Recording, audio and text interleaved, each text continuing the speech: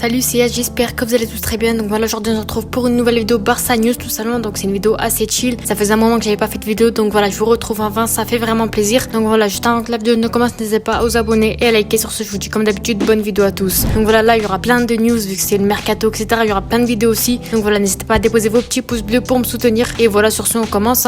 Donc voilà, récemment le Barça il a annoncé son maillot pour la saison prochaine. Franchement, il est pas mal. Je vous l'ai fait juste ici. Franchement, c'est propre. Il nous a habitués à mieux, mais franchement, ça va. Ça ressemble à comme d'habitude et c'est franchement pas mal. Maintenant, on commence vraiment les news et on commence premièrement avec l'affaire Gundogan qui pour l'instant réfléchit encore sur son futur. Il n'a pas encore pris sa décision officielle. D'un côté, on a Manchester City qui propose une prolongation d'1 an avec une année en option avec un salaire beaucoup plus élevé que le Barça. Et de l'autre côté, on a le Barça qui propose un contrat de 3 ans. Donc voilà, pour lui, je pense que ce serait mieux le Barça vu qu'il y a plus de stabilité, il restera plus longtemps. En plus de ça, il va être un futur papa, il attend un enfant actuellement. Donc voilà, je pense que pour lui, la stabilité reste le plus important pour sa vie familiale, etc. En soi, c'est mieux d'aller au Barça, mais bon, après, à voir ce qu'il préfère, peut-être l'argent, peut-être Manchester, déjà qu'il a tout gagné avec Manchester cette saison, à voir s'il veut relever de nouveaux défis pour sa vie familiale, pour ses enfants, pour lui-même, et pourquoi pas aider le Barça à aller le plus loin possible dans la prochaine Ligue des Champions. Personnellement, j'ai vraiment hâte d'avoir Gundogan, et je pense que ça reste la piste numéro 1, normalement la piste favorite, parce que voilà, il sera libre, je pense que c'est vraiment la pièce à aller chercher, et si on rate ce coup, on aura vraiment raté, ce sera vraiment un problème si on rate ce coup, parce que vraiment Gundogan, c'est la pépite à pas rater, tout simplement. Bon, c'est plus une pépite, mais c'est vraiment le joueur à ne pas rater. De l'autre côté, on a potentiellement un accord avec Vitor Roque tout simplement. Donc voilà, le transfert s'élèverait à plus de 35 millions d'euros avec 10 millions de bonus. Donc il arriverait soit cet été, soit en janvier. Ça dépend du fair play financier, etc.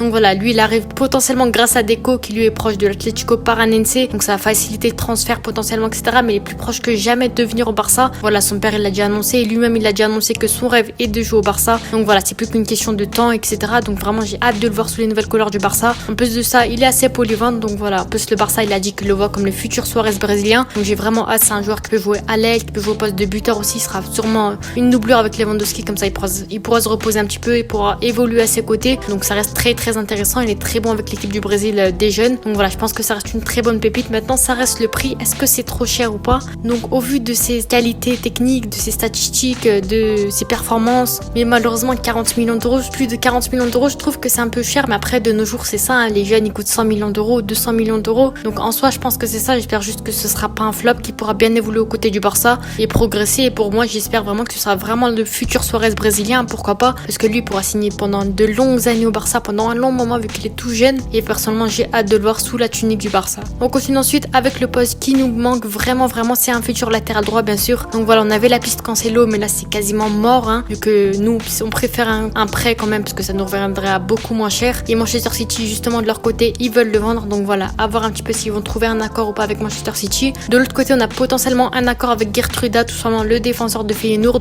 Feyenoord, ils en demandent 25 millions d'euros. Le Barça, il a proposé 20 millions d'euros. Donc à voir s'ils vont accepter les 25 millions d'euros ou pas, le Barça. En plus, c'est un jeune défenseur expérimenté qui joue avec les Pays-Bas, qui joue avec Feyenoord, qui est capitaine. Donc pour moi, franchement, ça reste une bonne pépite. À voir un petit peu comment il va progresser, etc. À voir ce qu'il peut donner sur le côté droit. Parce que lui, de base, c'est un défenseur central. Donc ça revient à que ce soit un peu un Koundé aussi, vu que il joue les deux postes. Donc voilà, à voir ce qu'il pourrait apporter avec le Barça. Et si le Barça va lever la clause de 25 millions d'euros tout simplement. Et on a Foyt, bien sûr, ça aussi c'est quasiment mort, ça va être impossible. Pour moi, ça restait une piste très intéressante aussi, mais malheureusement, je pense que quasiment mort, on n'entend plus parler quasiment. En plus, 60 millions d'euros, c'est beaucoup trop cher pour un joueur. Et le Barça a besoin de bonnes pépites, de bonnes affaires, et elle n'a pas encore le choix. Elle peut plus malheureusement faire le choix de mettre 60 millions d'euros sur un joueur. Donc voilà, je pense que la pépite, la favorite en poste de latéral droit, ça reste Geertruida. Donc à voir ce que le Barça va faire. Et pour moi, je pense que ça pourrait être une très bonne affaire. Et enfin, un poste de numéro 6. Donc voilà, c'est le poste le plus important après le départ de Busquets. Je pense qu'on peut vraiment rien faire avec Eric Garcia, qui est vraiment nul en Liga. Et je pense que pour la Ligue des Champions, on a vraiment besoin d'un bon numéro 6. Et pour moi, le meilleur favori reste Brozovic, tout simplement, malgré qu'il soit âgé. Il est vraiment très très bon. Il a été très bon contre Manchester City, malgré les blessures, etc. Ça reste son point faible. Mais sinon, il est très bon défensivement, etc. Et je pense que ça pourra largement faire l'affaire pour remplacer Busquets. En plus de ça, l'Inter, il est